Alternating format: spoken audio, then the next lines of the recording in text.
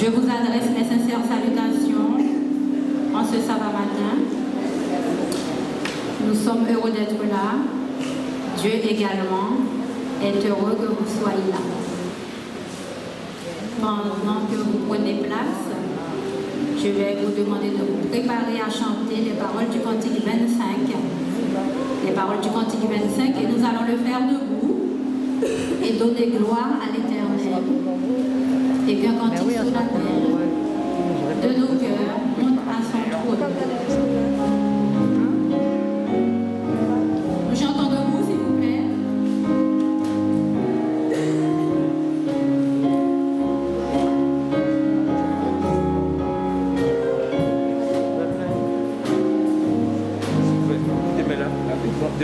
Gloire, gloire à l'Éternel, qu'un cantique solennel, qu'un cantique solennel de nos cœurs monte à son trône. Quand il crée, oh qu'il est grand, quand il crée, oh qu'il est grand, qu'il est juste en punissant, qu'il est bon quand il pardonne. Il parlait cet univers, s'élève au puissant concert, s'élève au puissant concert de sa parole vivante. Et les astres radieux,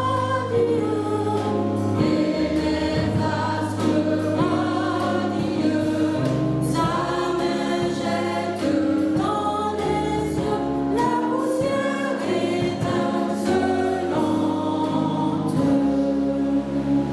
Il a rusé le pécheur devant cet accusateur, sans sa profonde misère. Et ses clients sont l'effroi, et ses clients sont l'effroi. Montagne tombée sur moi, cache-moi de sa cinquième soleil. Oh Dieu que t'es racheté, toujours chante les bontés, toujours chante les bontés de celui qui me pardonne. Gloire, gloire à l'Éternel, gloire, gloire à l'Éternel. Ce cantique solennel montera jusqu'à son trône.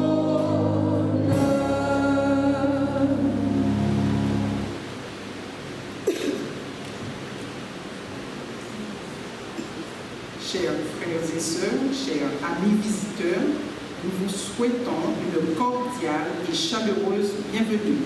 Sentez-vous à l'aise dans la maison de Dieu, car un jour, dans ces parvis, vaut mieux que mieux ailleurs.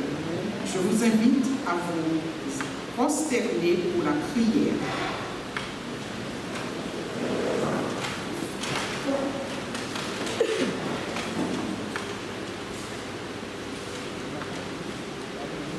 Notre Dieu, notre Père, nous te remercions pour le don ineffable de ton Fils Jésus.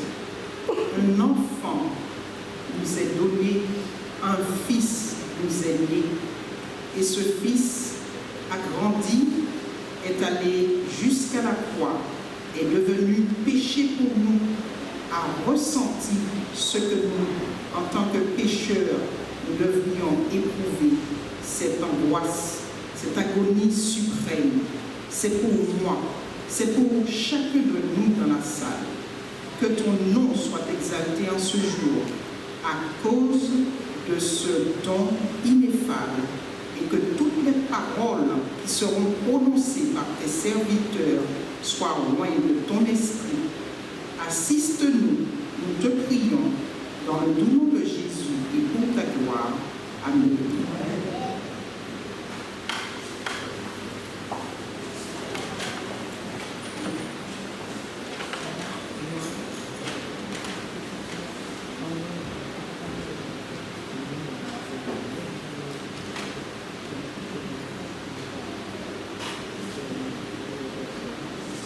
Bonjour frères et sœurs.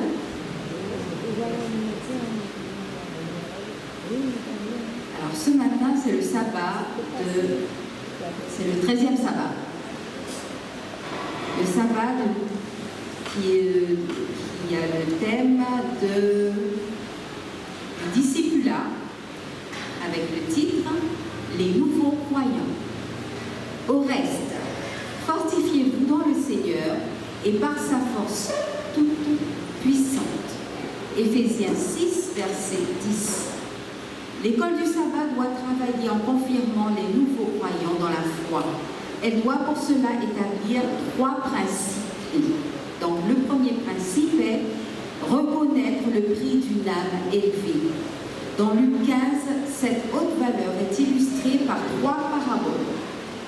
Celle de la brebis perdue, celle de la pièce perdue et celle du fils prodigue. Il y a de la joie au ciel quand un pécheur donne sa vie au Christ. Et il y aura aussi une plus grande joie quand le Christ reviendra pour emmener tous ceux qui ont été rachetés par son sang précieux dans le royaume des cieux. Ce n'est pas un processus facile pour une âme de venir à l'église et de prendre la décision du baptême. De même qu'une mère et un père se réjouissent de voir leur nouveau-né. L'Église doit aussi se réjouir et veiller à ce que le nouveau disciple demeure jusqu'au retour du Christ.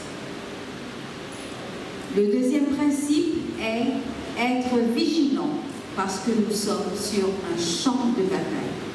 Le chrétien doit mener une bataille. Le chrétien mène une bataille réelle contre les principaux, les principautés et les pouvoirs. L'œuvre de l'ennemi de nos âmes est de faire mourir le nouveau croyant. Il l'attaque avec le découragement, les problèmes familiaux et financiers, la critique des amis et de la famille, et parfois l'indifférence des frères et sœurs de l'Église. Pour être victorieux dans ce combat puissant, il faut 3 forces associées. La première force est la force divine qui consiste en la puissance du Saint-Esprit et l'armure divine décrite dans Éphésiens 6. La deuxième force, c'est la force de l'Église qui consiste dans la fraternité, le soutien et la compréhension. Et la troisième force, c'est la force du nouveau disciple qui consiste en foi, la dépendance et l'obéissance. Et enfin, le troisième principe clé de l'Église, de l'école du sabbat, est de veiller avec le zèle d'un berger pour ses brebis. Nous, les enseignants et les frères mûrs d'Église, devons être des bergers avec le Christ pour veiller à ce que les brebis ne soient pas arrachées de ses bras. Le roi David défendait ses brebis au prix de sa propre vie. David dit à Saül, ton serviteur faisait paître le troupeau de son père. Et quand le lion ou un ours venait enlever une bête du troupeau, je courais après lui, je le frappais et j'arrachais la bête de sa gueule. S'il se dressait contre moi, je le saisissais par le poil du mouton. Je le frappais et je le tuais. La référence de cette histoire se trouve dans 1 Samuel 17, 34 à 35.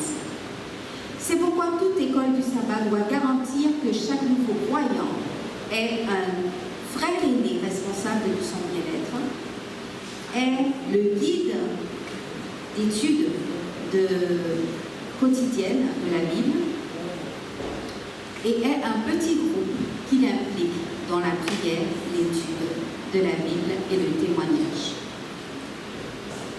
Que Dieu nous bénisse, que Dieu bénisse son Église, afin que nous soyons toujours aimés pour lui, que nous fassions sa volonté et qu'elle reste debout jusqu'à son retour.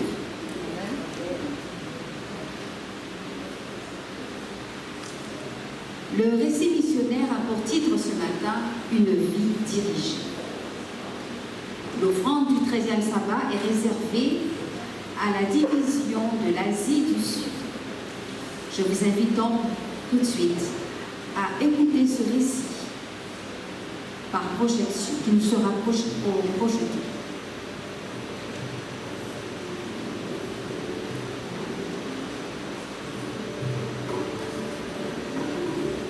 Gabriel approchait pour la première fois de ce village indien isolé.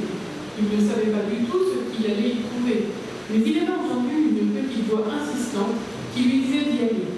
Gabriel avait pris une année scolaire sabbatique pour cause de problèmes de santé, mais un ami lui avait parlé de ce village montagnard dont les habitants n'avaient jamais entendu parler de Jésus. Et malgré le fait que sa santé a été pire en pire, il se sentait poussé à s'y rendre. J'ai dit à Dieu, puisque tu m'as envoyé ici, il te faut prendre soin de moi et me redonner la santé. Je dépends entièrement de toi à ce sujet, et je ne compte que sur toi. Après être arrivé au village, Gabriel s'est reposé et a prié pendant une semaine. Puis il a marché longtemps pour rencontrer un médecin. Un examen sanguin a relevé qu'il avait retrouvé la santé. Ses prières avaient été exaucées. Gabriel est retourné au village, prêt à mettre toute son énergie au service de cette communauté.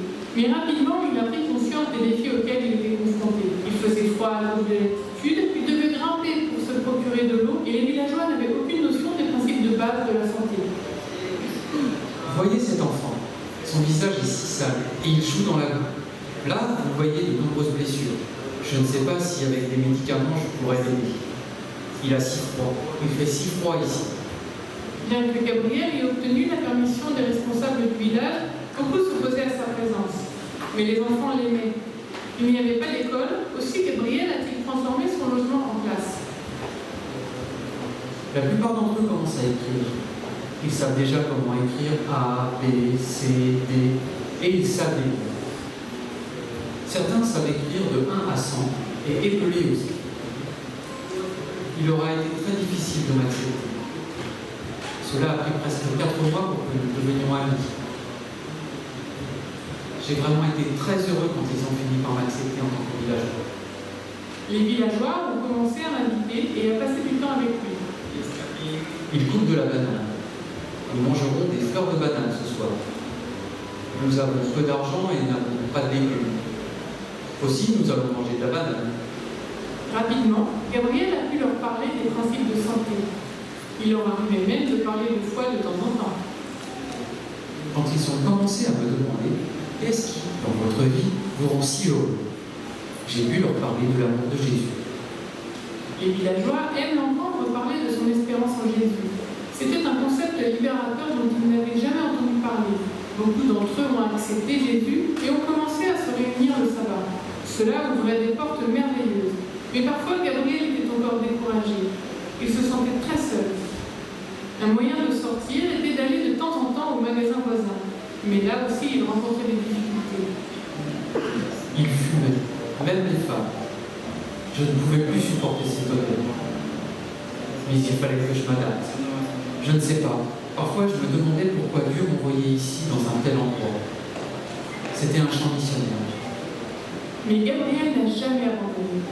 Il a commencé à grimper aussi loin qu'il pouvait marcher pour atteindre d'autres villages, afin d'y apporter la bonne nouvelle. Bien que je me sois senti fatigué, je ne pouvais pas abandonner. J'y allais, je rencontrais les gens et je leur parlais de l'amour de Jésus. Après cette année de ministère, Gabriel a su que la seule chose qu'il voulait faire pendant toute sa vie était de faire la volonté de Dieu. Son désir de fouiller davantage dans la Bible l'a mené à s'inscrire à l'école de théologie de l'université Spicer. Quand j'étais arrivé au village, je savais que ma santé était très mauvaise et qu'il était même possible que j'en meure. Mais je suis habité de la passion d'apporter l'évangile à ceux qui ne l'ont jamais entendu. Aujourd'hui, Gabriel est heureux d'étudier à Spicer, une école dédiée à l'enseignement et à la formation des étudiants dans un but élevé. Son rêve est de devenir un implanteur d'église à plein temps. Et grâce à une famille missionnaire qui sponsorise ses études, ce rêve deviendra réalité. Non loin du campus de l'université, une communauté n'a pas d'école. Aussi, tout comme Gabriel a enseigné aux enfants du village, l'université y a ouvert une classe. La gratitude des parents montre à quel point cela était nécessaire.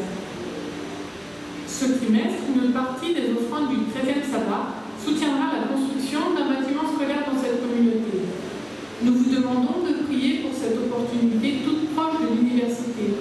Priez pour que davantage de personnes puissent trouver espoir en Jésus, comme les villageois que Gabriel a enseignés. Merci pour votre soutien lors de l'offrande du 13e sabbat aux missions de l'Église adventiste du 7e jour dans le monde entier.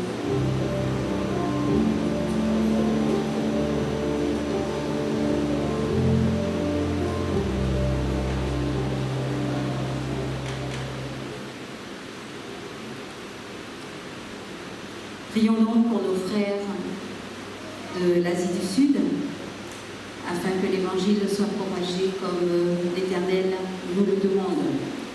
Maintenant, nous passerons tout de suite à l'étude de la leçon. Ce sera Claude Flamand qui va nous présenter la leçon.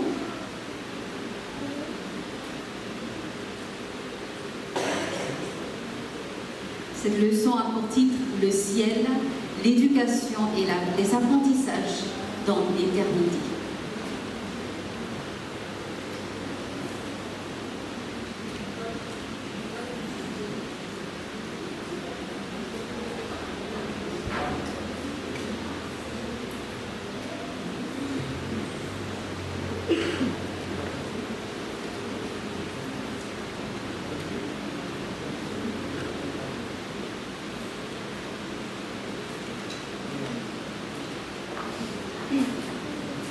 Bonjour à tous. Donc, nous allons aborder, comme s'ils viennent de le dire, le thème de cette dernière étude du trimestre qui porte sur l'éducation. Avant de commencer, je vous invite à incliner la tête pour faire une courte prière. Notre Dieu, notre Père Céleste, nous te remercions infiniment de nous avoir permis d'être ici en ce matin. Merci Seigneur pour ces études importantes et enrichissantes que tu nous accordes afin de pouvoir nous aider à cheminer avec toi et de contribuer à notre épanouissement. Regarde chacun d'entre nous, inclus pas de ceux qui ne sont pas encore arrivés. Nous avons prié au nom de Jésus. Amen. Alors ce trimestre, vous le savez tous, nous étudions le thème de l'éducation. Il y a des enseignants ici, il y a des directeurs d'établissement, donc c'est un thème qui nous a passionnés tout au long du trimestre. Et nous voyons une étude qui constitue un peu l'apothéose de tous ces éléments-là, qui est le ciel, l'éducation et l'apprentissage éternel. Donc depuis la création de l'homme, comme nous l'avons vu au cours du trimestre, Dieu a organisé, on va dire, tout un système, un dispositif d'éducation pour pouvoir enseigner l'homme, quelles que soient les circonstances dans lesquelles il se trouve et quel que soit l'environnement dans lequel il se trouve. Dans le jardin d'Éden, le système éducatif avait déjà commencé avec Adam et Ève, et on peut considérer que le jardin d'Éden c'était la première salle de classe. Le système éducatif qui était mis en place était la parfaite occasion pour Adam et Ève de rencontrer leur Créateur, de jouir de façon quotidienne des enseignements et de la sagesse infinie de Dieu afin de comprendre ses intentions pour l'ensemble de l'humanité. L'arbre défendu se dressait alors comme un test, un examen on pourrait dire, et comme un véritable symbole. Malgré l'introduction du péché, comme on l'a vu au cours du trimestre, Dieu a continué à multiplier les moyens pour pouvoir éduquer, enseigner l'homme et pour permettre à l'homme d'aller à sa rencontre. L'apprentissage dans le jardin d'Éden, c'était la première étude de ce trimestre. La famille, la loi de Dieu, la rédemption de l'homme à travers le sacrifice de Jésus, l'Église, le travail, le sabbat ont fait partie de tous les éléments que nous avons étudiés qui ont permis à Dieu de parfaire le bonheur de l'homme. Nous finissons cette semaine, comme je l'ai dit, en apothéose, puisqu'on va s'intéresser à un thème qui va permettre d'explorer l'apprentissage éternel, à proprement parler. Alors j'ai une question pour commencer, donc on aura 20 minutes. Ça va aller très vite, malheureusement, donc on va prendre, ce serait bien que ça soit interactif et qu'on ne perde pas trop de temps sur l'attente des réponses. Si vous avez des réponses, n'hésitez pas à participer. Malheureusement, on va devoir écouter le temps de la leçon parce qu'on a 20 minutes. Alors ma première question, c'est selon vous, quel est l'objectif principal de l'éducation que Dieu a mis en place pour l'homme? Tout le dispositif éducatif qu'on a vu, quelle est la finalité de ce dispositif-là? Quand on va, par exemple, au collège ou dans un établissement, il y a un objectif à la fin, c'est l'examen, l'éducation des parents, c'est pour s'armer pour la vie. L'objectif que Dieu recherche en éduquant l'homme, c'est lequel? Ça fait plusieurs semaines. Est-ce qu'il y a des éléments de réponse?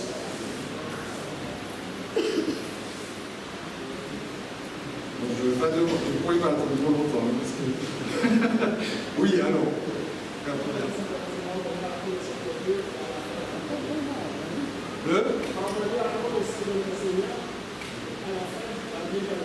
Parvenir à la connaissance du Seigneur et à la fin la vie éternelle.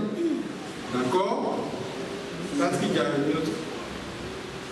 La grande un petit peu là. Donc juste pour dire en fait l'objectif, c'est que l'homme puisse retrouver ce qu'il a perdu.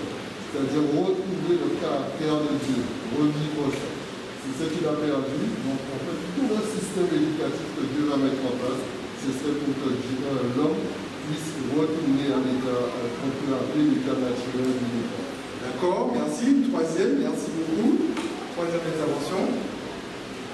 Je ne pense pas que c'est seulement ça parce que même aussi nous allons apprendre, mais nous aurons le caractère de Dieu aussi. Oui, et donc? Je ne pense pas que c'est pour retrouver le caractère de Dieu. D'accord, alors on va discuter. Alors, on va essayer de voir quelle est l'origine du monde pour essayer de comprendre justement quel est l'objectif de l'éducation. Pourquoi Dieu a créé l'homme? Pourquoi Dieu crée l'homme? Qu'est-ce qu'il dit quand il crée l'homme déjà? Ça va nous aider.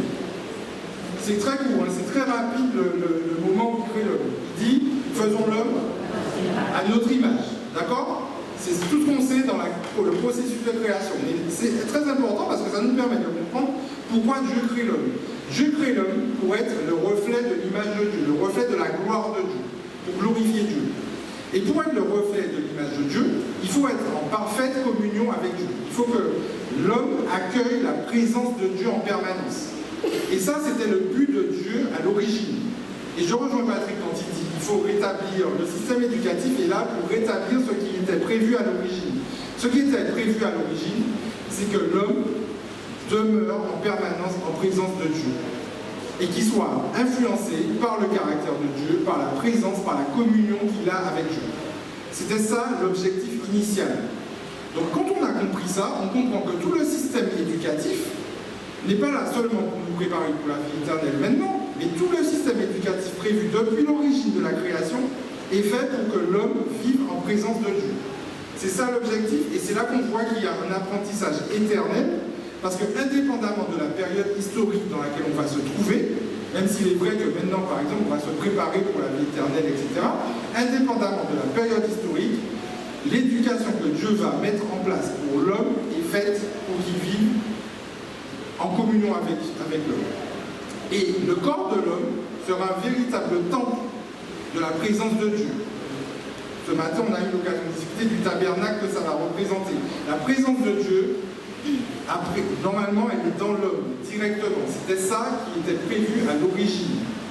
Et aujourd'hui, quand Jésus est venu sur terre, qu'il a vécu, qu'il a été crucifié, il a ressuscité, il est parti, il a laissé le Saint-Esprit, c'est fondamental de comprendre le rôle que le Saint-Esprit peut avoir, et il faut que notre corps devienne un véritable temple du Saint-Esprit pour qu'on puisse bénéficier des enseignements que Dieu a pour nous. Okay, donc ça, c'est un premier élément qui est important, comprendre quel est l'objectif de Dieu dans son processus d'éducation. Et ça, c'est important parce que si on réfléchit à un enseignement classique tel qu'on a dans un établissement scolaire, l'enseignant, il a son programme à faire, il a un objectif pour les enfants, pour les élèves. Mais c'est important que l'élève lui-même ait compris où il va et dans quelle direction l'enseignant essaie de l'emmener. Si l'élève comprend l'objectif de l'enseignant, évidemment, il sera mieux armé, il va optimiser toutes les informations qu'il va recevoir pour aller dans la direction dans laquelle il veut. C'est pour ça que c'est important pour nous, en tant que croyants aujourd'hui, en tant que chrétiens, de bien comprendre l'objectif que Dieu a pour nous et qui est un but en fait relationnel. L'objectif de Dieu, c'est de créer une relation entre nous et lui pour que nous puissions habiter la présence de Dieu.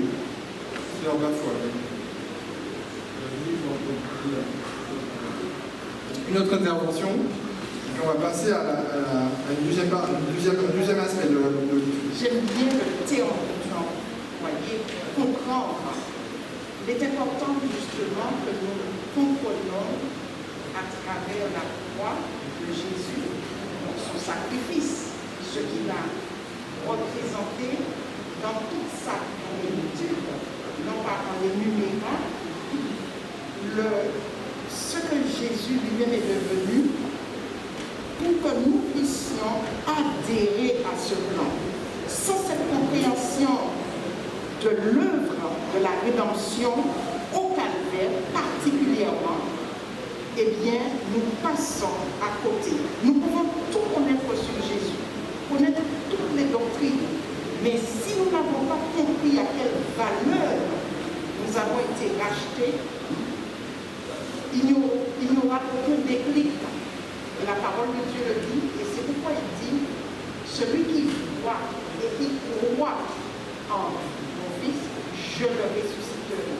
Ici, le verbe voir, ce n'est pas l'organe de la vue, simplement voir, mais c'est le fait de contempler Jésus dans notre vie chrétienne qui va nous amener à être transformés.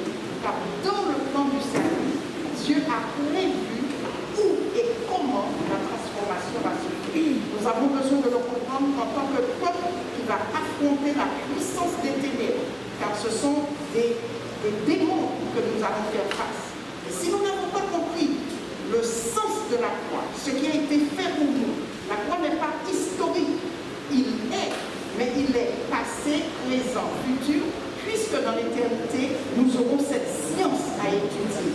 Et même les anges qui sont gardés purs le sont par l'étude de la croix. Pas autrement, pas parce qu'ils sont des anges, mais parce qu'ils étudient la croix. Et ils s'étonnent que nous, qui avons été rachetés à ce prix, nous ne nous intéressons pas. Et la foi que nous devrions avoir pour faire face à toutes ces choses pour pouvoir espérer tenir debout Jésus, eh bien, cette foi, c'est la foi de Jésus. L'avons-nous compris? En quoi Jésus avait la foi? Qu'est-ce que nous avons besoin pour affronter ce qui va se passer et être debout pour recevoir cet héritage? Merci pour ton intervention. Et on voit effectivement toute l'importance que le sacrifice de Jésus et la vie de Jésus dans son entière entité représente pour nous. C'est très important, c'est pour ça d'ailleurs qu'il y a eu une étude complète ce trimestre sur Jésus, parce que la vie de Jésus, son sacrifice pour l'homme représente un des éléments importants de tout le dispositif éducatif que Dieu a mis en place pour que l'homme, à travers son amour, dans sa création, puisse bénéficier de ces enseignements pour nous préparer à ce à quoi on vient dans la suite de la discussion. Alors il y a une intervention ici. Alors mon intervention c'est pour toi Philippe, par rapport au fait que tu n'as pas bien compris que l'éducation c'est retrouver l'image de Dieu.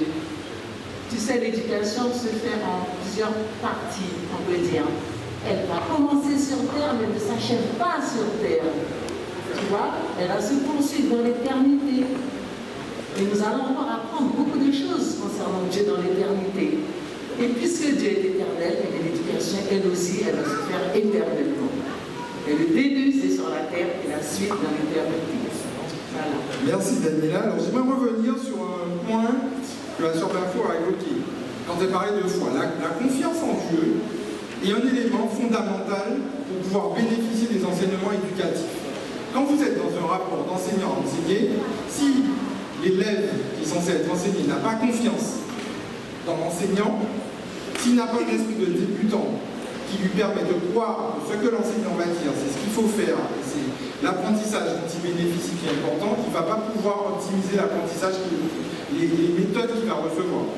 Et nous, en tant que chrétiens, c'est fondamental que nous ayons cet esprit de débutant-là, que nous ayons cette confiance en Dieu-là, pour reconnaître que c'est lui le Créateur, et que les éléments qu'il va nous inculquer à travers les différents éléments, tout l'ensemble du dispositif qu'il met autour de nous, seront fondamentaux pour pouvoir avancer, évoluer dans notre épanouissement, dans notre cheminement spirituel, aller vers la vie éternelle, et après la résurrection des morts, on va le voir, continuer cette éducation qui va viser à rétablir la présence de Dieu pour l'ensemble des croyants qui seront ressuscités. J'aimerais dire quelque chose, c'est que si on prend conscience de cette relation de dépendance-là qu'on a vis-à-vis de notre Créateur, évidemment, on sera mieux armé pour pouvoir avancer. Si vous prenez par exemple une voiture, et que vous voulez en faire un bateau, ça va être très compliqué. Même un bon mécanicien, il n'aura pas le bon matériau. La voiture ne sera pas faite avec les bons matériaux, ça ne va peut-être pas flotter, etc. Ça ne va pas fonctionner de la même façon. Si on a compris que notre Créateur, c'est Dieu, et qu'on comprend pourquoi il a créé l'homme pour être le reflet de son image, forcément, on ne peut pas essayer de chercher une autre direction que celle qu'il nous donne. Malheureusement, il y a eu un petit hic, c'est que le péché a été introduit dans le jardin d'Éden, et il a entraîné beaucoup de problèmes, toute une dégénérescence qui a évidemment commencé à ajouter des obstacles à cette relation qu'il y a eu avec Dieu. Alors, quels sont les obstacles aujourd'hui qu'on rencontre dans cette relation qu'on a avec Dieu? Quels sont les éléments qui font obstacle à ça? Qu'est-ce qui nous empêche d'avoir cette confiance en Dieu-là, de faire de notre corps un véritable tabernacle qui habite la présence de Dieu? Est-ce qu'on peut citer différents éléments qui nous empêchent aujourd'hui, qui sont des freins à cette permanence-là dans la communion qu'on veut avec Dieu? Alors brièvement, donnez-moi quelques exemples qui existent aujourd'hui encore. Nathalie, je sens que ça te...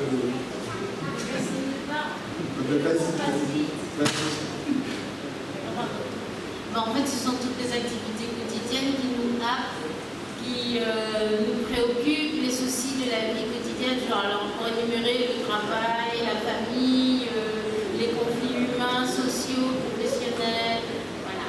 Et puis il y a aussi une chose qui allait nous...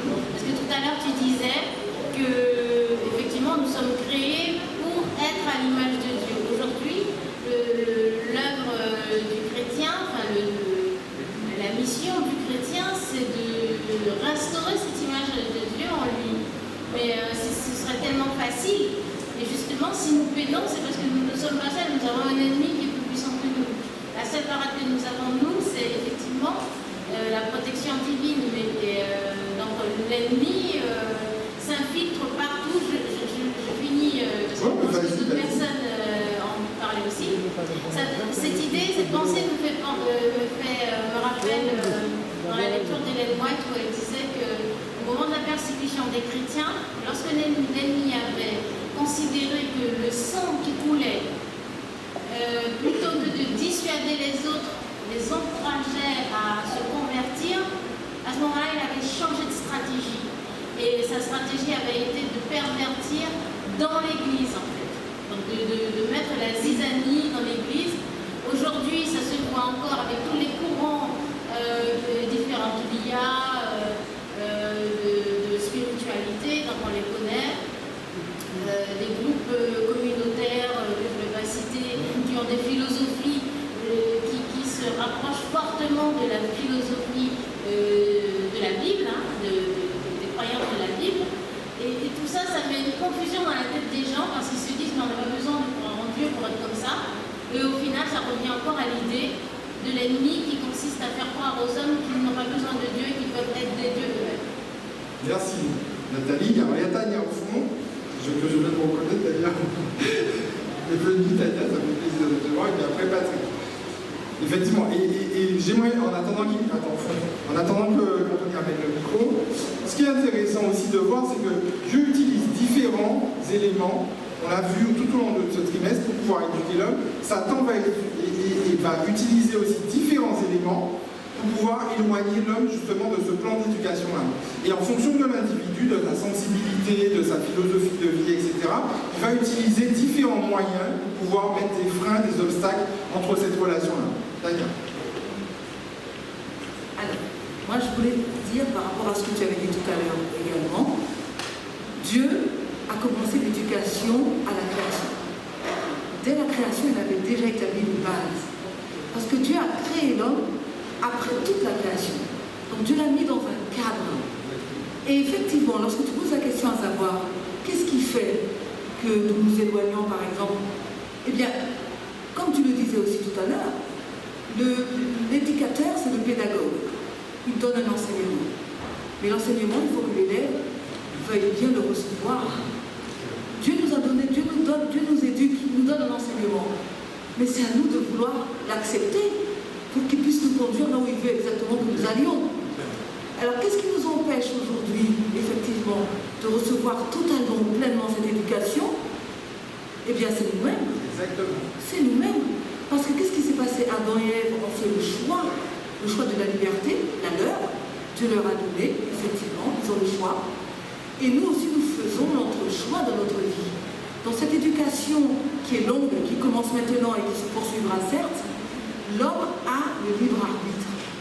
Nous choisissons Dieu ou nous le rejetons totalement. Donc c'est ça. C'est lorsque nous choisissons nous-mêmes, c'est-à-dire notre propre autonomie, notre propre indépendance, et que nous disons à un certain moment à Dieu, ça suffit, stop, je peux vainquer mes occupations, je peux prendre soin de moi-même, et bien c'est à ce moment-là que, effectivement, tout ce qui a trait dans le monde, eh bien, nous allons les accaparer et nous éloigner de Dieu progressivement. Merci beaucoup, Daniel. Intervention, et c'est exactement, en fait, c'est exactement ce qui s'est passé pour Adam et Ève. Ils ont décidé par eux-mêmes, comme tu disais, ils ont arrêté d'avoir confiance en Dieu. Si on ne fait plus confiance au Créateur pour nous donner les instructions qu'il faut pour notre bien-être, à ce moment-là, on perd tout. Alors, en fait, juste pour dire que par rapport à ce que dit Tania et Nathalie, il faut réaliser qu'il y a en fait une véritable volonté de rééduquer l'homme. Mais Nathalie parlait de l'ennemi, mais c'est effectivement cela. En fait, quand l'homme va pécher, Dieu va mettre en place. Parce qu'en fait, il y avait déjà un système en place qui consistait à éduquer l'homme pendant l'éternité. Mais le fait que l'homme va pécher, Dieu va mettre en place un autre système pour rééduquer l'homme. Et le diable aussi va mettre en place un système pour rééduquer l'homme, l'humanité, pour que justement l'humanité puisse perdre ce que tu disais au départ, comme tu l'as dit, créons l'homme à notre image. Et bien sûr, il y a tous ces mouvements que nous connaissons, par exemple les transgenres, d'accord, les transgenres, où aujourd'hui on dit on n'est ni homme ni femme, donc c'est après qu'on décide, mais tous ces mouvements-là sont là pour justement faire en sorte que l'homme puisse perdre définitivement l'image de Dieu.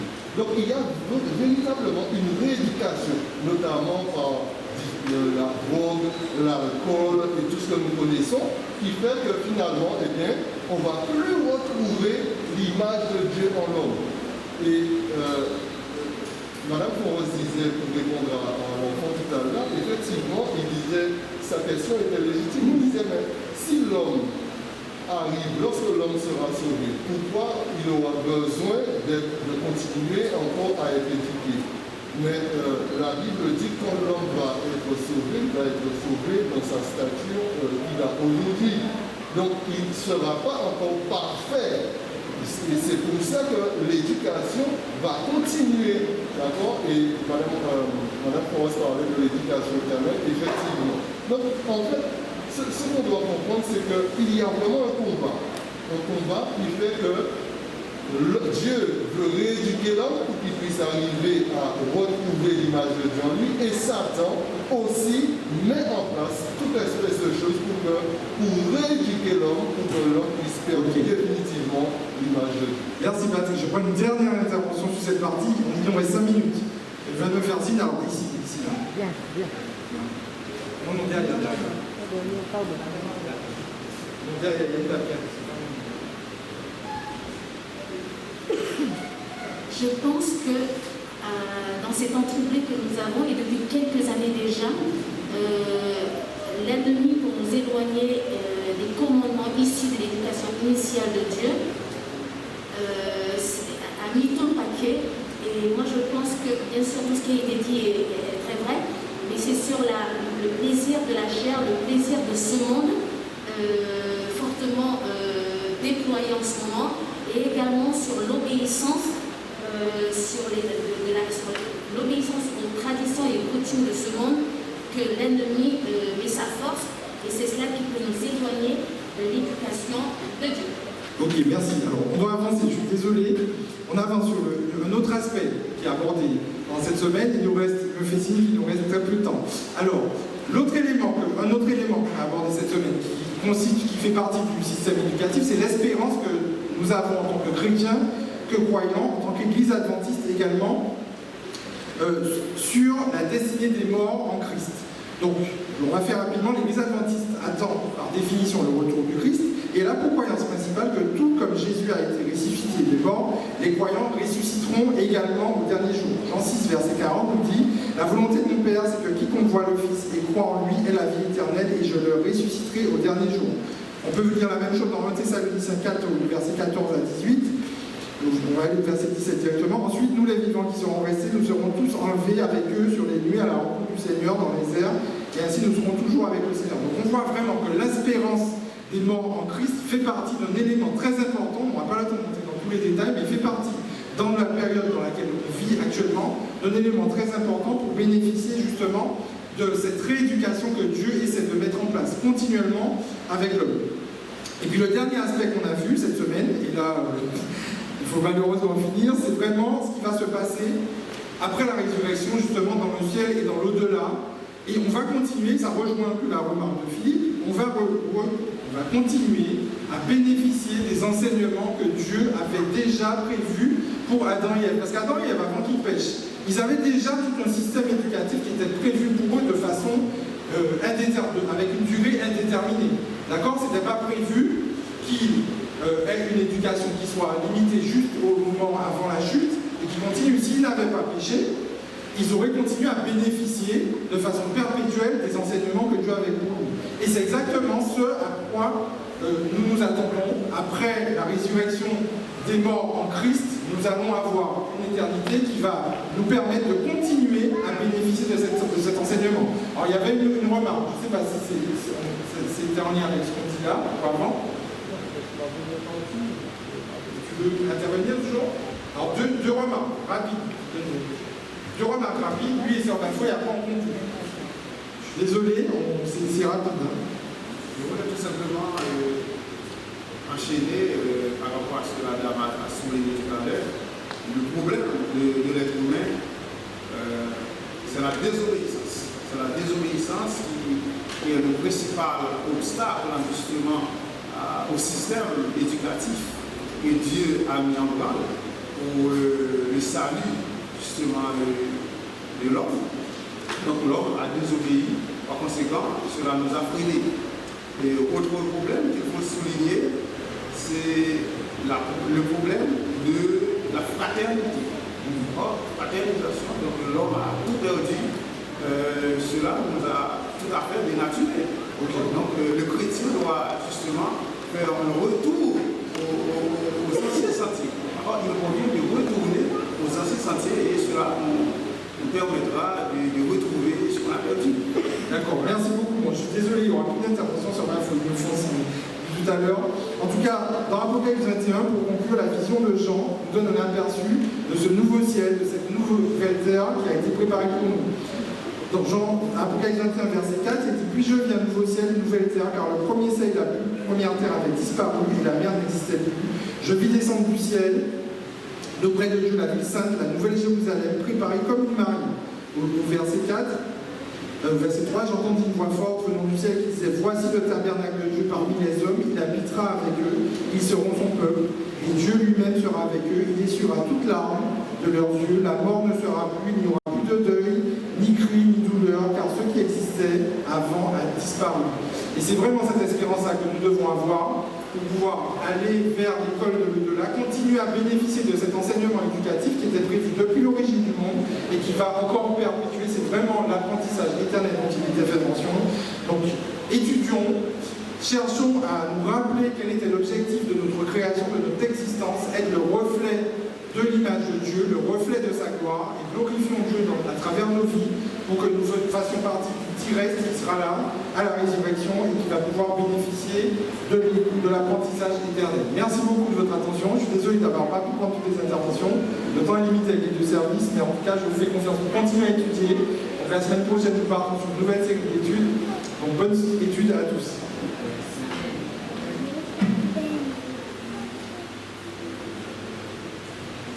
Je vais vous inviter à chanter la première strophe du cantique 512.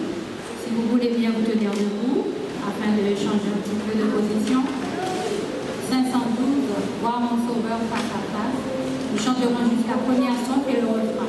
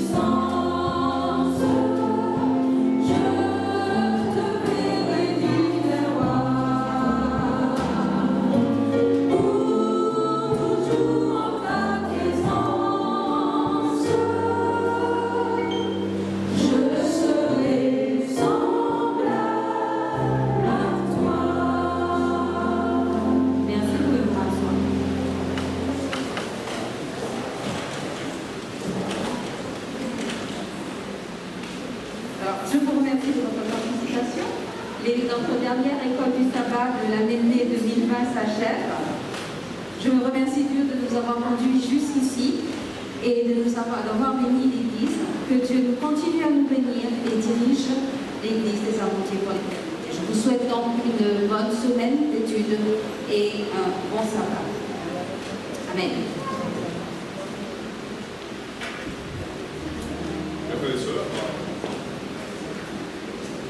Chers frères et sœurs, j'aimerais vous communiquer une annonce qui n'est pas très agréable. Vous avez très certainement entendu ce matin ou reçu dans vos réseaux sociaux une information qui attriste beaucoup. Il s'agit de cette information qui parle de l'enlèvement du docteur Henry en Haïti. D'accord ? Vous allez certainement le voir sur vos réseaux sociaux. Cette information, elle est avérée, elle est vérifiée. La division interaméricaine nous demande cependant d'éviter de faire la surenchère en transmettant ces informations. Donc, éviter de les transmettre, on nous propose même de les supprimer de nos réseaux sociaux si nous les avons postés. L'attitude que nous pouvons avoir maintenant, c'est comme une église, se confier en Dieu, n'est-ce pas? Le Seigneur nous dit dans le psaume 23, c'est David, c'est l'expérience de David, quand je marche dans la vallée de l'ombre de la mort, je ne crains aucun mal car tu es avec moi. Je vous propose maintenant d'avoir juste un petit moment de prière. Donc nous mettre par groupe de 2 et faire monter vers Dieu des prières d'intercession pour notre frère Henri. D'accord? Donc prions et demandons à Dieu donc, de protéger sa vie, protéger et puis de permettre qu'en toutes circonstances, il soit encouragé, il soit maintenu fervent et confiant dans le Seigneur. Mettons-nous à genoux par groupe de 2, nous pouvons prier.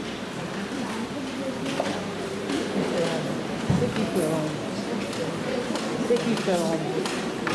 C'est qui fait Henri, c'est un responsable de la division intermédiaire. Ah, d'accord. D'accord.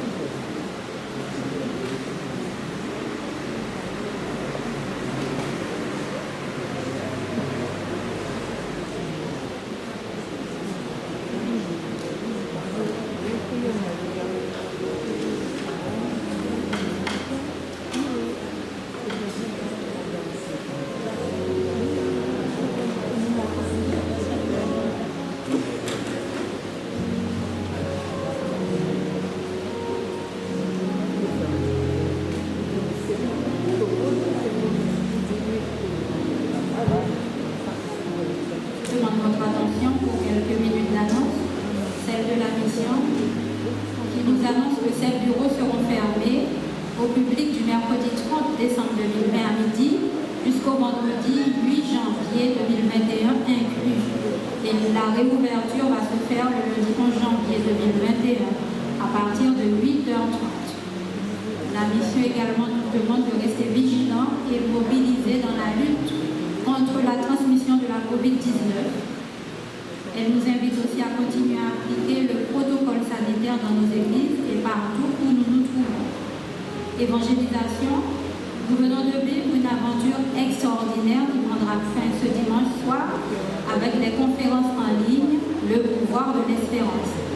Ces conférences restent disponibles sur YouTube et sur le site internet de la mission. Merci à tous ceux qui ont apporté leur contribution d'une manière ou d'une autre. Les conférences se terminent, mais l'évangélisation continue, elle ne s'arrête pas. En 15 jours, nous avons semé des graines d'espérance dans de nombreux cœurs. Celles-ci germeront et porteront du fruit en fonction des terrains rencontrés, mais aussi grâce aux soins apportés par les jardiniers du Seigneur, que nous sommes tous. Nous ne savons pas combien de cœurs ont été ensemencés autour de nous, mais est-ce que nous avons prévu de leur apporter les soins nécessaires à leur croissance? Alors, nous espérons que vos réponses seront oui à ces deux questions. En tout cas, très bientôt, nous allons vous indiquer de nouvelles méthodes afin de continuer à se vivre.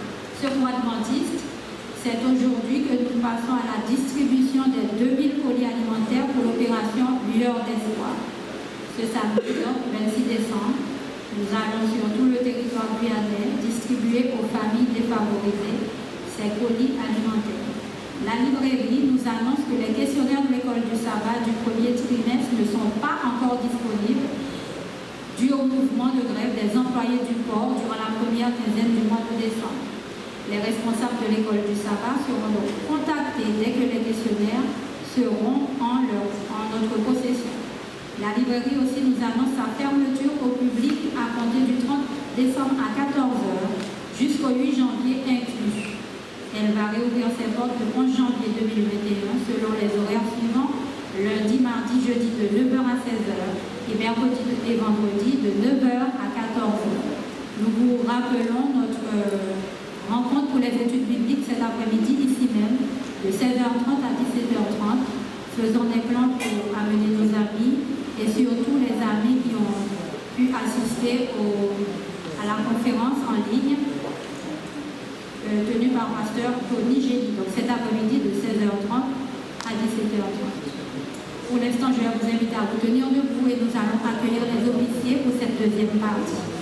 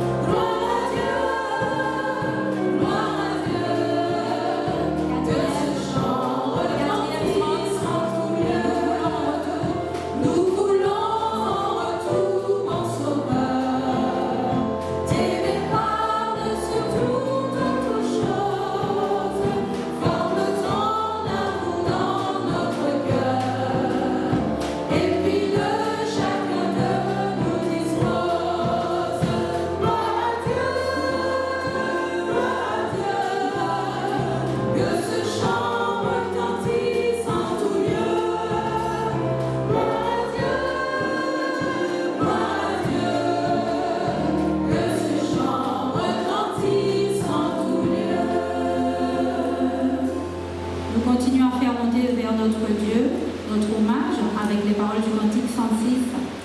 Nous allons dire ensemble, loué soit ton amour, loué soit ta jamais, ton nom, ta gloire et tes bienfaits.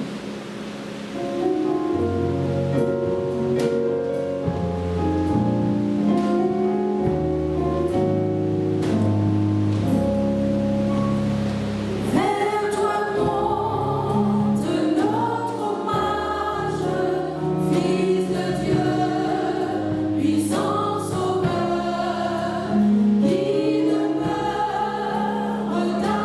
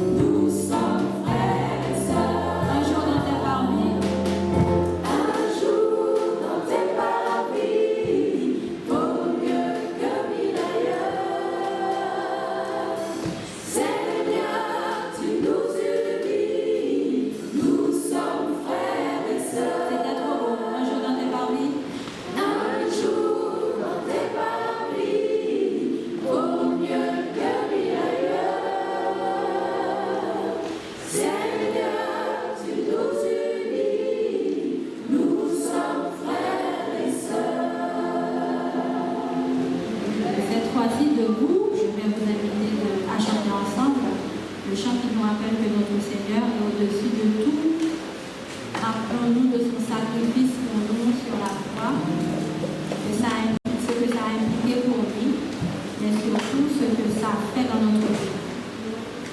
Partageons-le ensemble. Au-dessus des puissances, au-dessus des royaumes, si on pouvait l'afficher, s'il vous plaît. Au-dessus des puissances, au-dessus des rois, au-dessus de la nature et de la création. Le chant suivant, s'il vous plaît. Pensons aux paroles quand nous le chantons. Ce sont des paroles très profondes.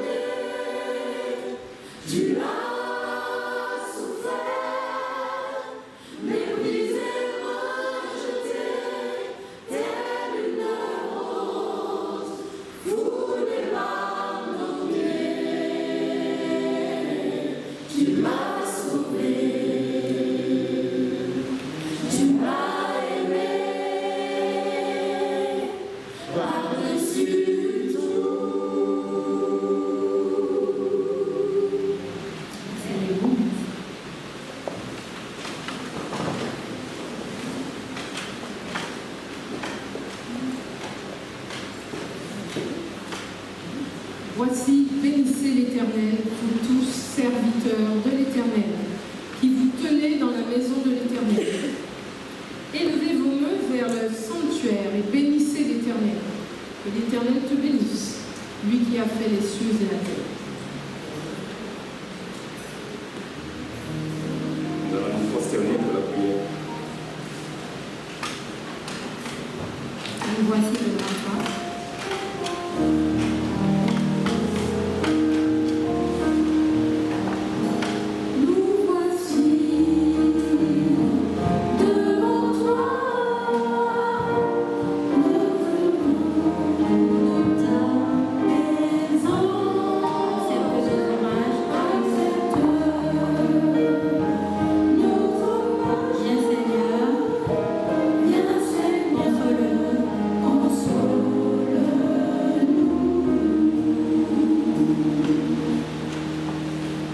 Merci, Père Céleste.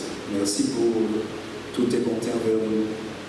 Que la louange, l'honneur, la gloire soit à toi, toi qui veilles sur tes enfants et qui nous a donné cette provocation. Nous sommes heureux d'être là pour pouvoir te louer ensemble et faire monter vers toi nos hommages, nos actions, nos chants de grâce. Et nous voulons, mon Père, déposer à tes pieds nos fautes, nos manquements, nos faiblesses, nos imperfections, te demandant de nous pardonner. Nous voulons, Seigneur, que tu nous laves dans le sang de ton Fils et que tu puisses nous donner de nouvelles forces afin d'affronter cette nouvelle semaine, cette nouvelle année et s'annonce. Et nous savons, mon Père, que nous pouvons compter sur toi.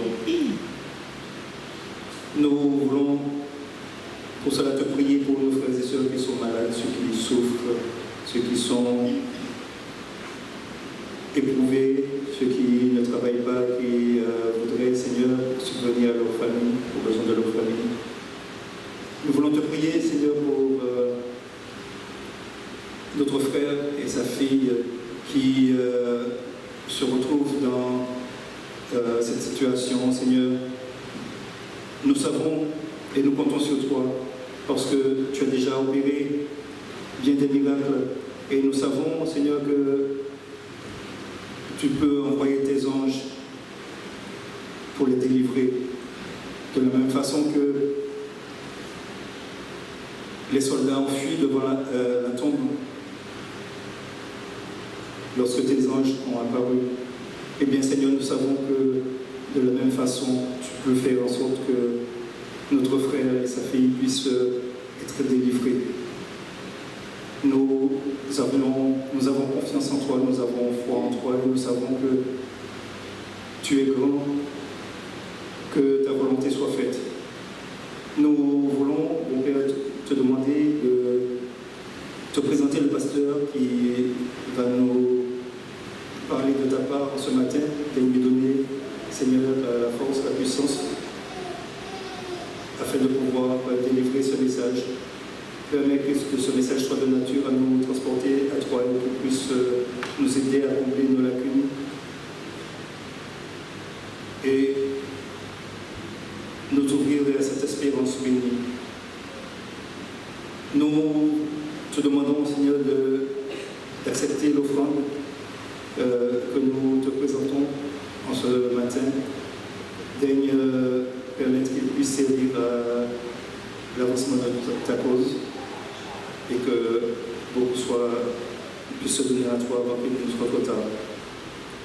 Permets, mon Père, que nous puissions passer ce sabbat sous ta protection divine et permets que ce soit pour le bien-être spirituel de chacun de nous ici présents ce matin. Et permets que nous puissions, Seigneur, être grandement bénis. Nous te demandons toutes ces choses, mais que nous ne sommes pas dignes, c'est au nom de Jésus, ton Fils et pour ta gloire. Amen.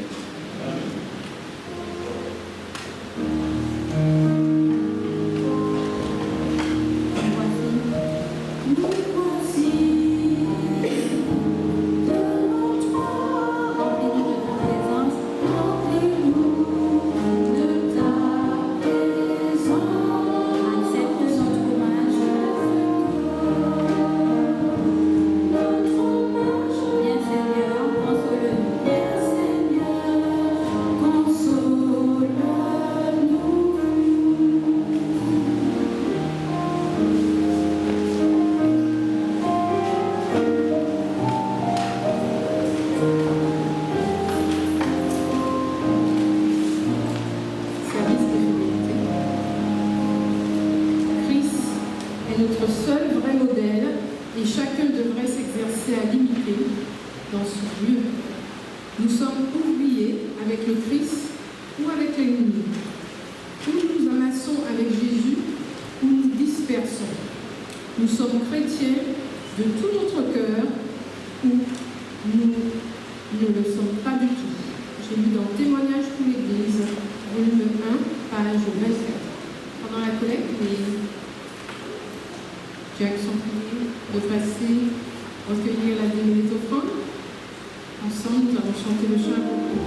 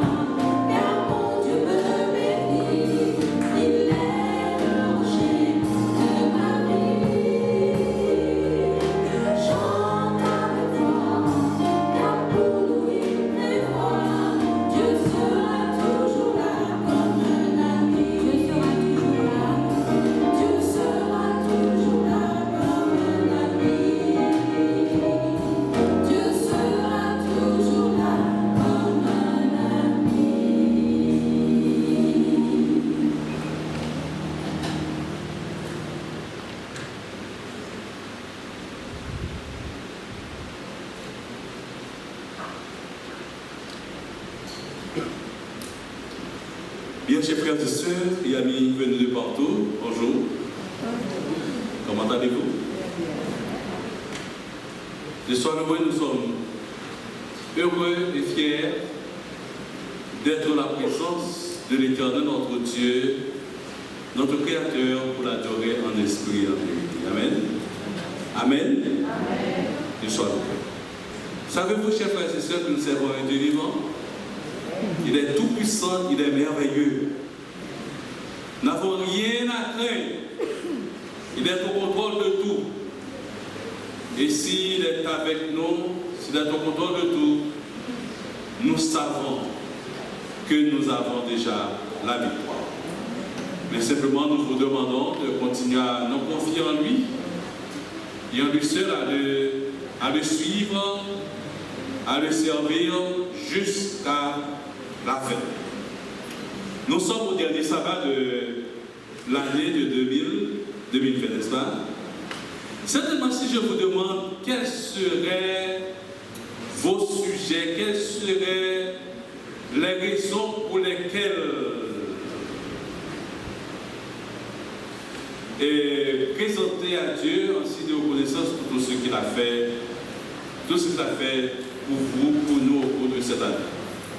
Certainement, tout chacun se mettrait debout pour donner une liste, mais simplement nous allons nous focaliser sur un élément bien particulier, sur un passage où nous pouvons en quelque sorte tirer quelques motifs, quelques raisons pour lesquelles nous devons en quelque sorte louer Dieu, exprimer nos sentiments de gratitude et de reconnaissance pour tout ce qu'il a fait pour nous. Donc, le titre du message, quel cadeau inégalable!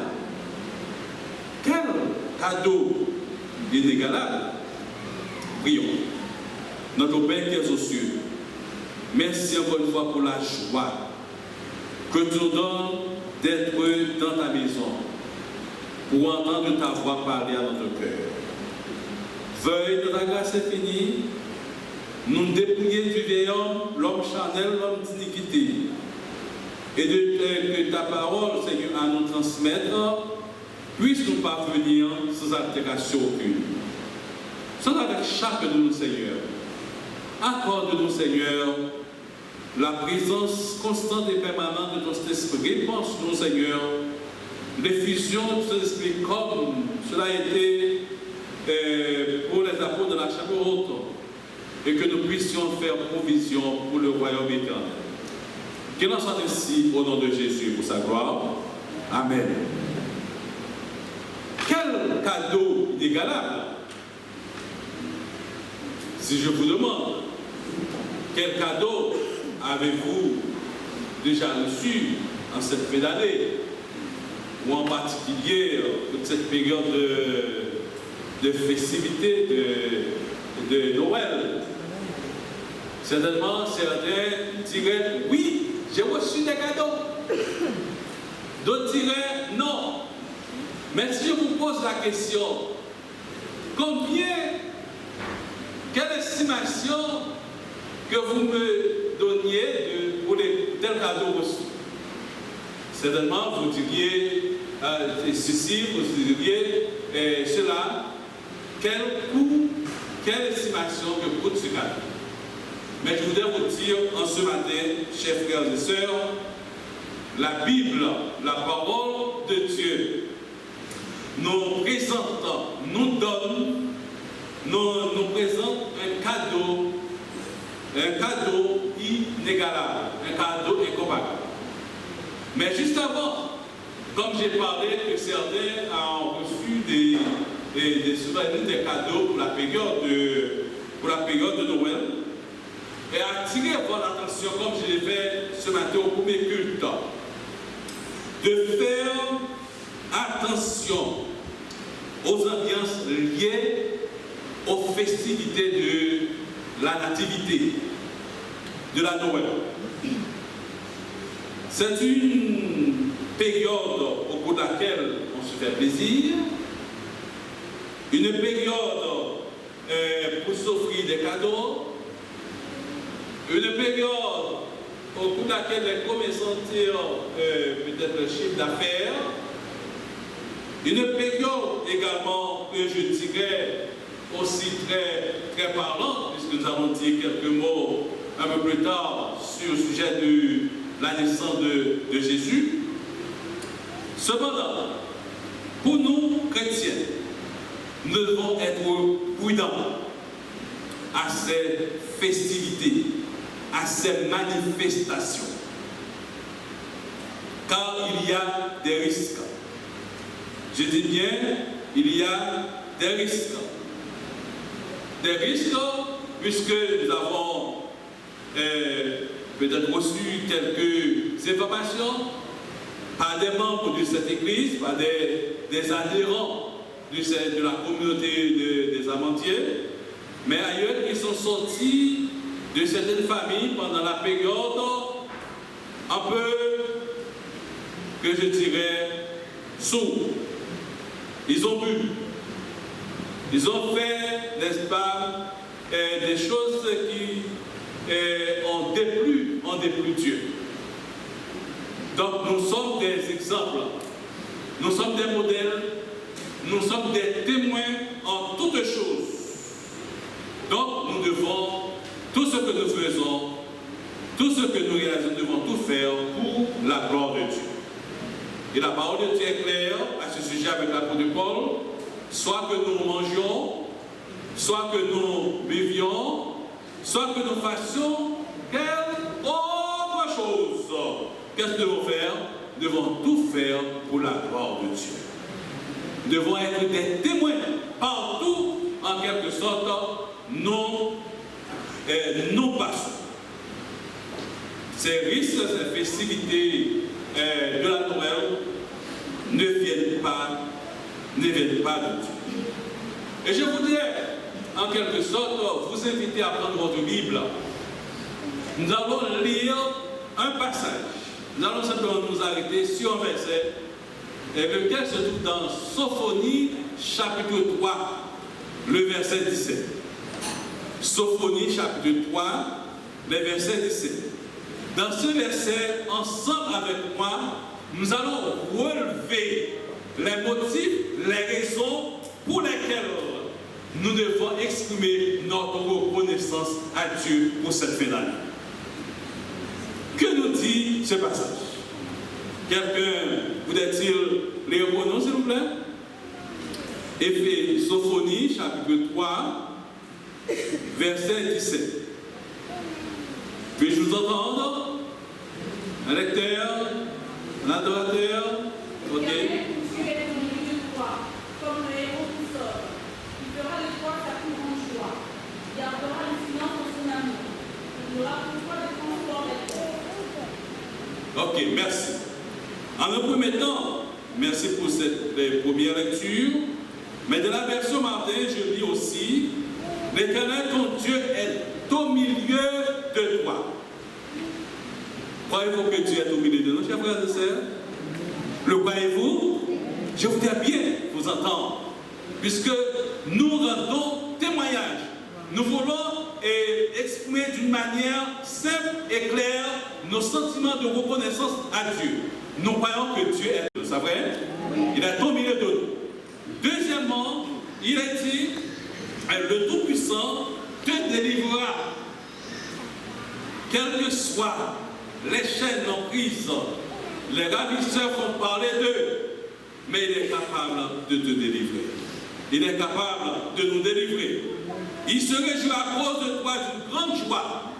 Le ciel ne se mettra pas dans la tristesse, mais se réjouit à cause de toi, parce que tu as pris de bonnes décisions, de meilleures décisions dans ta vie. Ah, notez bien ce qui s'est passé pendant cette période d'évangélisation. Vous avez entendu, nous avons entendu. Le Seigneur a parlé en notre cœur. Nous avons pris de bonnes décisions. Et il se taira à cause de son amour. Il se taira à cause de toi avec chant de triomphe. Donc, c'est un beau verset, je l'aime tant, et qui présente les différents motifs pour lesquels nous devons exprimer notre sentiment de gratitude à l'Éternel. Dès qu'il est parlé de sa présence constante et permanente, il est parlé en fait de la valeur, pour répéter, sœur, n'est-ce pas, ce matin, il nous a valorisé la joie et aussi, ouais, il a parlé du pouvoir de l'amour. Le pouvoir de l'amour. L'amour nous pousse à faire beaucoup de choses. Car Dieu a tant aimé le monde. Qu'est-ce qu'il a fait? Il a donné. Il a donné son Fils unique afin que quiconque croit en lui ne périsse point, mais qu'il ait la vie éternelle. Qui était Sophonie? Sophonie était l'un des prophètes, des derniers prophètes avant la captivité de Juda, prédit le jugement qui peut être redoutable après le retour de Jésus. Suite à un appel, nous sommes dans le contexte, suite à un appel à la repentance au peuple de Juda et à sa délivrance, il lui fait la promesse de sa présence. Il lui fait la promesse d'être en communion avec son peuple. Il lui fait la promesse de lui rendre joyeux et aussi de participer à son chant et de le rendre et de lui promettre, n'est-ce pas, d'être toujours à ses côtés pour une vie meilleure. On raconte l'histoire d'un monarque perse qui aimait se déguiser et se mêler au peuple. Quand il veut entendre peut-être les sentiments de son peuple, de cette manière, il pouvait mieux connaître leurs problèmes, les problèmes de ces sujets sans dépendre des rapports de ses fonctionnaires. Un jour, le roi se déguisa en villageois et se rendit chez un homme très pauvre qui vivait dans un ghetto, qui vivait dans une cabane, qui vivait dans une cave. Il eut avec lui une longue conversation et partagea son repas. prêter attention à l'odeur du lieu et à son manque de confort. Le roi revint régulièrement et les hommes se lièrent d'amitié. Ils ne connaissaient même pas avec qui ils se parlaient, ce pauvre. Alors le roi décida un jour de révéler à son ami son identité. Mon ami, je crois qu'il est temps que je te dise qui je suis. Il écoute, ce pauvre. Je me suis toujours présenté comme un citoyen ordinaire. Mais je veux que tu saches aujourd'hui que je suis le roi de notre nation. Je suis le roi de notre pays. Ah, le roi, dit l'homme avec stupéfaction, avec étonnement. Le roi est venu me voir, me parler et manger avec moi dans cette pocherie. C'est incroyable. Oui, répondit-il. Maintenant, en l'honneur de notre amitié, demande-moi ce que tu veux. Demande-moi ce que tu veux. Certainement, en présence du président, je profiterai pour demander telle position, pour demander autant que je veux. Mais cet homme, dit Sa Majesté, répondit l'homme débordant de joie, d'admiration et d'émotion. Vous avez quitté le luxe de votre palais pour manger mon repas et partager mes peines. Existe-t-il un autre cadeau plus grand que de continuer à recevoir votre sincère amitié? Il n'y a pas d'autre. Je trouve que c'est le cadeau le plus merveilleux, le plus précieux, le cadeau inégalable que vous m'auriez donné. Cela me suffit. L'homme était content. L'homme était heureux. Ah, je pense que vous imaginez ce qui se passerait quand on recevrait un monarque, quand on recevrait un haut fonctionnaire chez soi. On fera toutes sortes de choses. C'est un message puissant qui nous rappelle en particulier en cette période de festivité qu'un jour, le roi de l'univers quitta son trône de gloire et naquit dans une table malhonorante pour manger notre repas et partager nos peines. Pire encore, pour mourir cloué sur une croix. Et tout cela par amour pour toi et pour moi. Il a tout accepté, il a tout abandonné. Tout abandonné.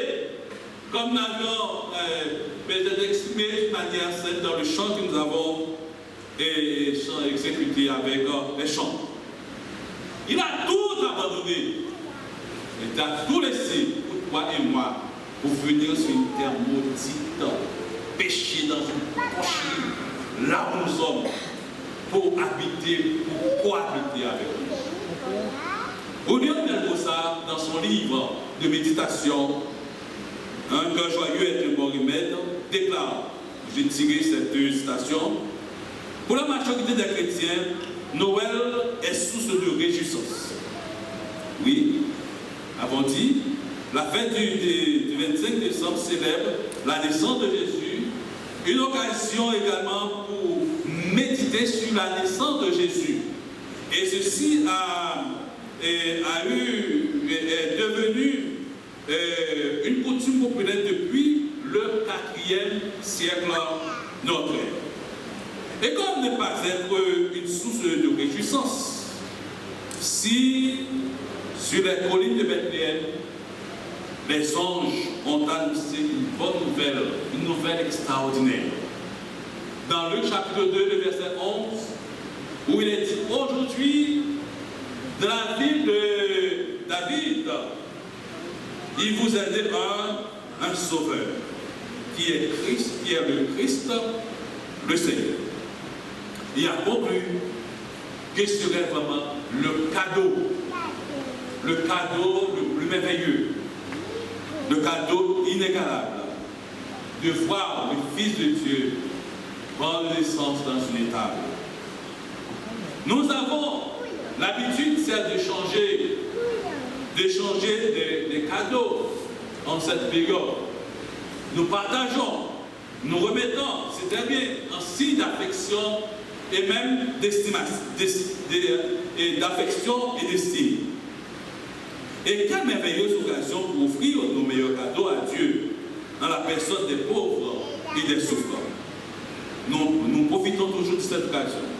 Comme il est toujours recommandé, de ne pas laisser l'arbre de Noël, mais l'arbre de Noël, c'est aussi l'occasion, une invitation de venir avec ses cadeaux et déposer de manière à partager avec les gens qui sont dans le besoin. L'opération de l'heure de l'espoir nous donne cette occasion et nous présentons toutes nos félicitations à l'équipe qui s'est engagée à fond de manière à disposer ces différents colis pour remettre à ceux qui sont dans le besoin. Et ceci traduit bien ce que Dieu veut que nous soyons auprès des autres. La Bible nous rappelle aussi que ce roi va nous offrir un amour, une amitié que rien ni personne ne peut nous arracher. Un autre inspiré nous dire, Dieu en donnant son Fils bien-aimé pour le salut des pécheurs a manifesté un acte d'amour inégalable. Le Messie arrive sur la terre des vivants pour payer la rançon de l'homme. De l'étape de pécheur, il l'a franchi et par sa grâce, il l'élève à celui d'enfant de Dieu. Par sa naissance, il est la réponse au problème de l'humanité, tenu esclave du péché. Il quitte sa qualité de fils de Dieu pour naître dans une étable au milieu des animaux. Félicitations.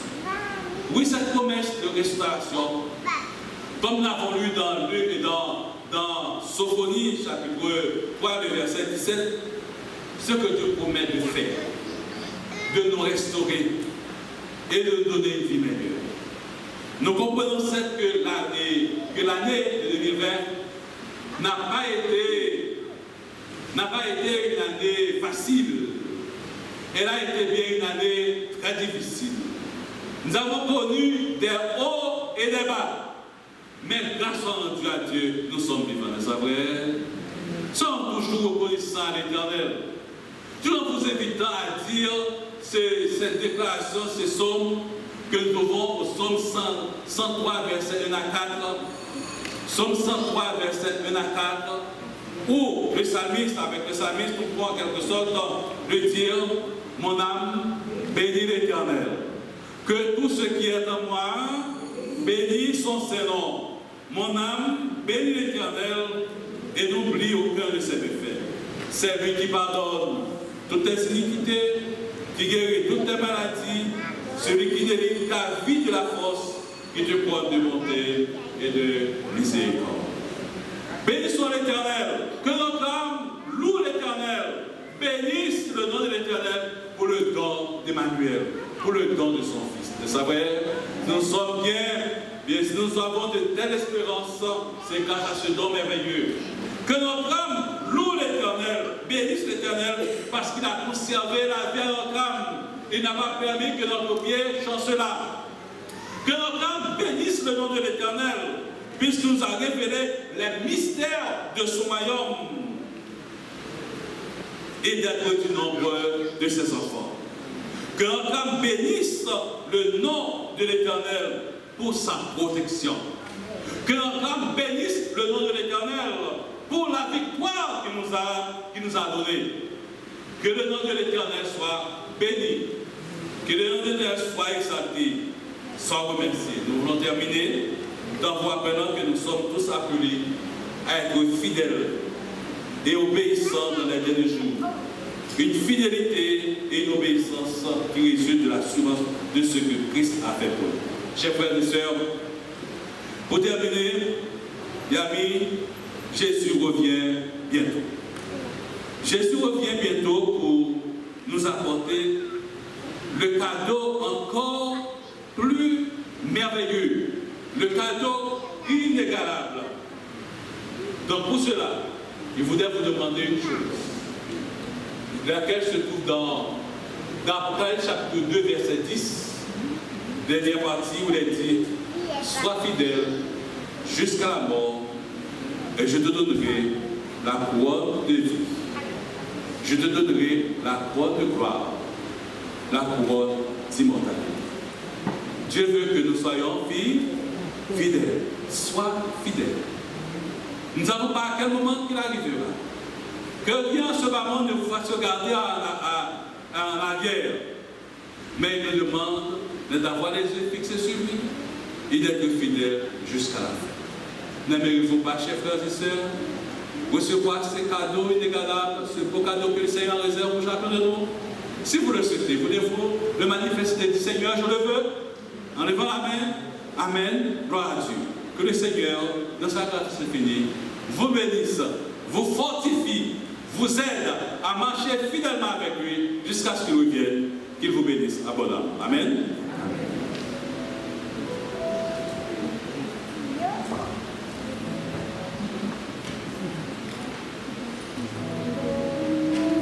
Nous mettrons fin à notre rencontre en chantant les paroles du cantique 103 et nous prendrons les strophes 1 et 3.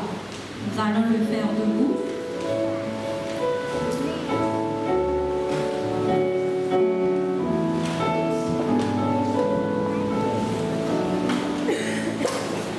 Redites-moi l'histoire de l'amour de Jésus.